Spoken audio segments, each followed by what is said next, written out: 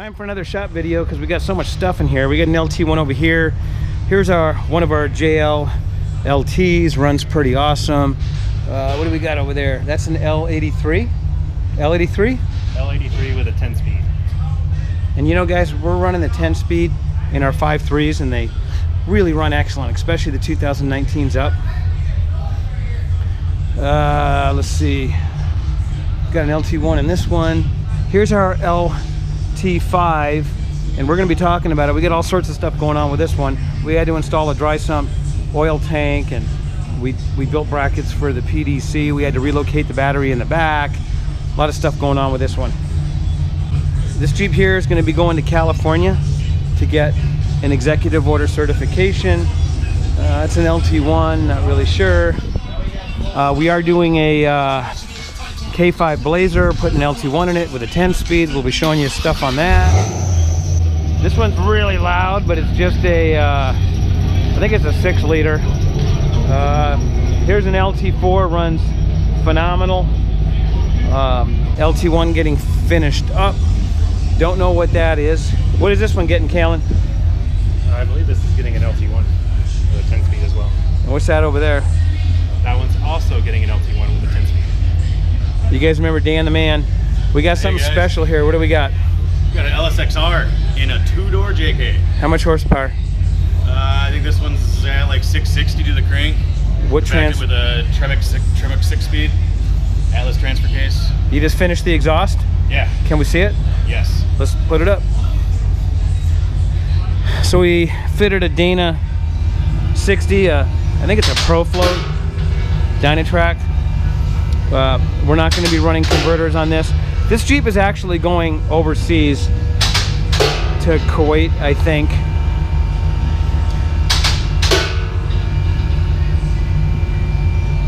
So this would be about as close to a hot rod as you can get. We used to call it 4 on the floor, now it's 6 on the floor with the Tremec 6-speed. We got an Atlas in this thing. It is 4-wheel drive. Now if you wanted like the maximum 0 to 60 times, you wouldn't have a transfer case. You would just be 2-wheel drive, but this customer also goes in the sand, so he needs that 4-wheel drive. Show us what we got, Dan. So we got the Cooks, I think it's Cooks long tubes, I believe that he went with. We went 3-inch all the way back, no cats. These are Cooks long tube headers, yep. Which, as you guys that own them probably know, they can be sometimes hard to fit, especially if you have a 2-door, which they don't fit in the whole exhaust system, or an Atlas where you gotta route stuff around it. This is our Motec heavy duty tranny mount, but we got a custom cross member here for the Tremec. All right, go ahead, Dan. So we went with no cats, straight 3.5 or 3-inch all the way back, dual MagnaFlows, and I just dumped it right there. We did the Generate tank in the back to make room for everything, so basically had to do that for his headers. So we're gonna dump it back here and hopefully it works for the customer. And we got a Generate tank because with the headers, there's no room for the fuel tank. In addition, I want to talk a little bit about the Atlas. This is a heavy-duty Atlas, so I guess it's the race case. It's got heavy-duty parts. See this tube here? You want to mark that once you put 2 quarts in. Hang on, we got something coming out of Nellis. All right, so you want to put 2 quarts in and mark this, because depending on how you clock this will change the level of that transfer case oil. You got 2 TJ switches on the transfer case, which tell this little box that Atlas has or Advance has to, over there what position the transfer case is in. So yeah, those tell the little black box what the transfer case position is rather than a transfer case range sensor. This is the Tremec 6060. It's a great transmission, but it is expensive, guys. So be willing to fork up if you want to go with one of these. It is available in several different gear ratios. Some guys say it's not optimal for off-road, but I found that the wide ratio pattern works pretty good. This engine was built by LS Turnkey. We're going to take a look at the top of it here in a second. Colby over there and his brother Corey have been doing this for many, many years. They've allegedly dynoed this at over 600 horsepower, 660 I think. We'll find out. It needs some cleaning up, but here it is. 660. I do believe this has been punched out to a 7-liter, and we're running an E67 computer instead of the E38.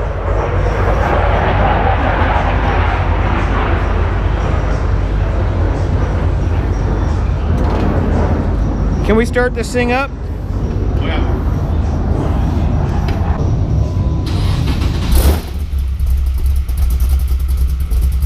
So it sounds like a typical cammed engine. Give it a little throttle, Talon.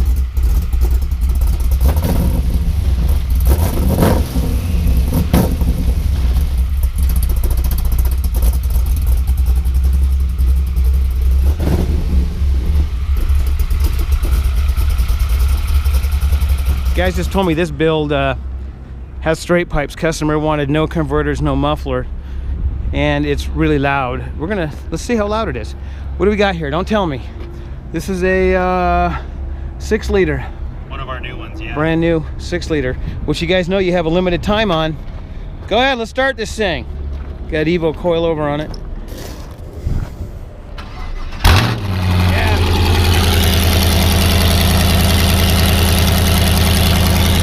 Yeah, that's pretty loud.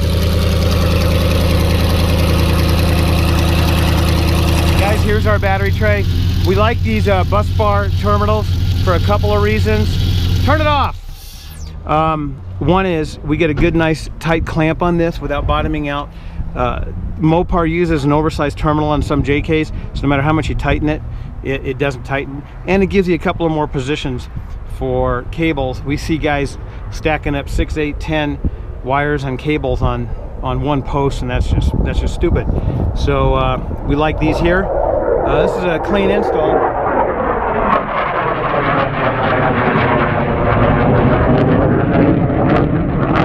Just an F16. There's been stuff coming out of Nellis all day. They're coming out hot.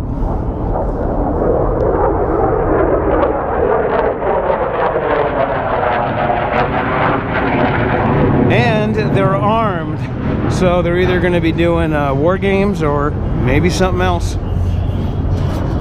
There's another Jeep I want to show you that you guys have been seeing in the background, and it's pretty much getting completed. This is well, it's pretty much a standard JK. It does have, I believe this one has double throwdown. We're waiting for the made for rock air system to be installed. But this is the L87, and that's a pretty big deal because the L87, and we didn't take any shortcuts. We've got the original ECM in this. We got full transmission control, which unlocking these computers really was the key to getting the L87 to run right. And I've been driving it, and I can tell you that the DFM, the dynamic fuel management, works really well. We're just going to leave it installed. It's much less abrupt than active fuel management or AFM.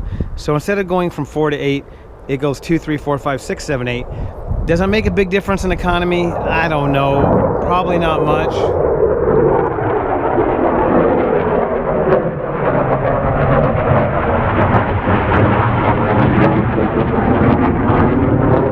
Oh, that was an F18. So I don't think it makes that much of a difference. The other thing I did with the L87 over the L86 is they added stop start, and I know pretty much none of us want that. Let's just start it up real quick.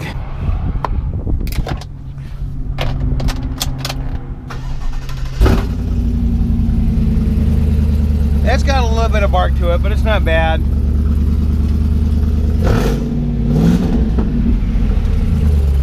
It actually runs really good, and we're going to be doing a video on this shortly. All right, over here we have something that we've been working on for a long time, and this is an LT5 JK. The LT5 is the big brother to the LT4. This engine is putting out, I don't remember, 800 horsepower-ish. The LT5 has 2 intercoolers. It has 2 sets of injectors so that it has the additional fuel required for the high horsepower and not let the engine run lean. So these engines can be pimped out, from what I understand, up to about 1,000 horsepower and still run pretty mild. You guys thought the 8-groove belt was large. Check that out. We got a 10-groove belt on the blower on this LT5. We are running a Drive Junkie I think it's the Drive Junkie accessory drive on this. We got plenty of room. Look how much room we have on that power steering pump. We have some adjustable mounts on this. They're the polyurethane. I don't know if you can see them. And we're going to shim this motor down a little bit. We are running our quad head radiator, and cooling is going to be critical on this. So we're going to cool the engine oil. We're going to cool the transmission. We're going to, of course, cool the coolant. We're going to add coolers all over it, try to keep it running cool. On this build, we are going to run the electronics on the inside. So we got a hole right there where the cables are going to go through. All right, guys, so this is Chris. He's been with us for a long time. He does all of our fabrication, or most of our metal fabrication, and does the custom builds, which this is the LT5. So tell us about it, Chris. All right, so just like on a lot of unique builds, we have to start with where we're going to put the engine. So the first things we did is figure out the motor mounts and the transmission mount. So we did custom weld-in motor mounts. We had to cut out and grind off the old mounts and put it in the new ones, and we upgraded the motor mount isolator as well. I located the reservoir. You see how big it is. I had to come up with a 2-clamp system because it's very difficult. Let me just say that this is a dry sump engine. It's not a wet sump engine, so you have to store the oil somewhere. So we wanted to run the largest tank that we could to hold several gallons of oil to feed this LT5. So that's why this tank is so large. We didn't want to skimp, and it required removing or relocating the battery. Go ahead.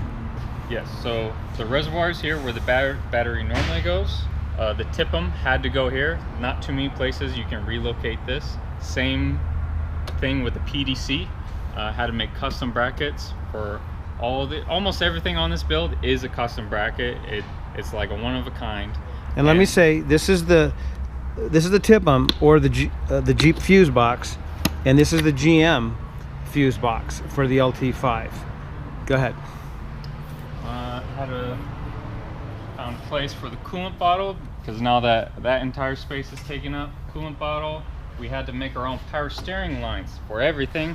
So I just took a stock JK reservoir and hooked it up to the power steering pump. We made the lines for everything, going from the pump to the gearbox, and then the return line.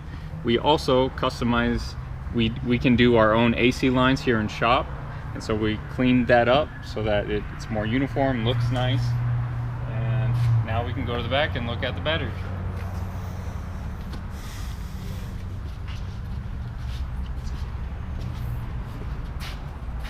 Robbie asked that this customer is able to put as many things as he wants here without damaging the battery tray, so that he can stack things on top of it. As you can see, it's very solid. I made a plate for it. Normally there's a bubble in the back. I cut that out, and that's where I decided to put the battery, and it's slightly above the sway bar.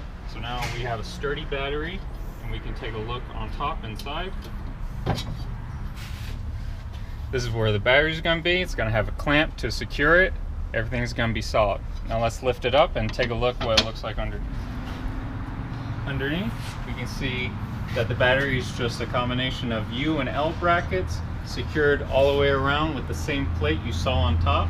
We also have the rear transmission cooler with 2 fans, and we have lines running throughout the chassis all the way to the side rail cooler and then to the transmission.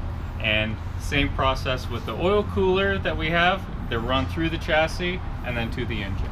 I did want to mention something about this JL. The thing runs awesome. It's got a 5.38 speed in it. We took it to Salt Lake a couple of times, and we're averaging over 20 miles to the gallon. Now, don't get too excited.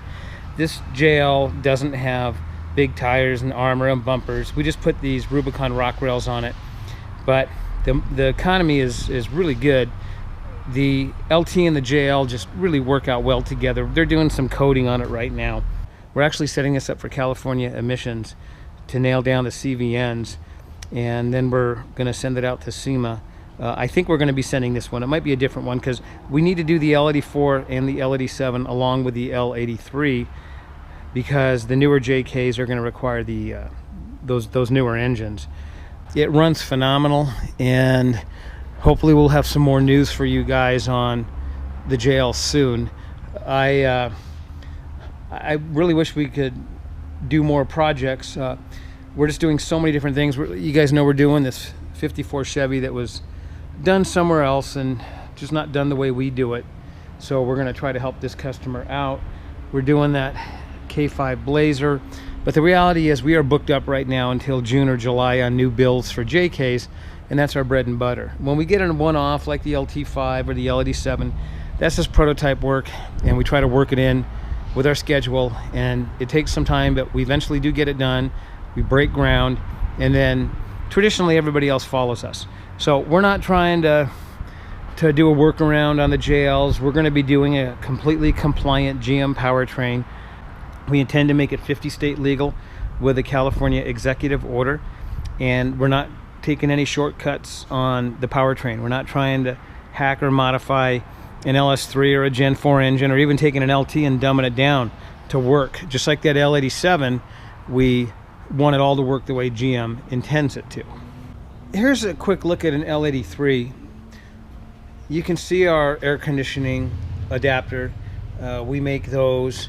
That's a standard L83 air compressor, alternator. We do add this is a stock JK power steering pump. It's a pretty efficient setup.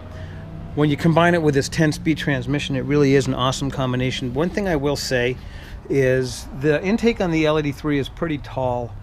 So when you get it in your JK, it's going to fit, but the LT1 looks so much better. And we've been doing these with the LT1 intakes, and I think they look great. The other part of that is, if you have the LT1 intake, you have a vacuum port. You'll notice that on this one, there's no vacuum port.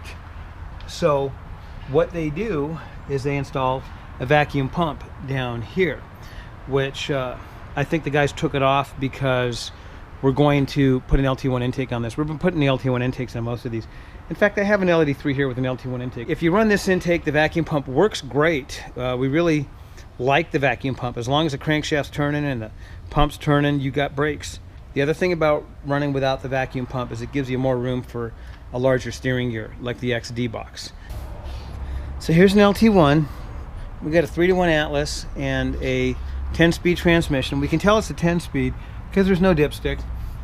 You can see here, this is the new part number for the latest version of the LT1 with the new cam phasers.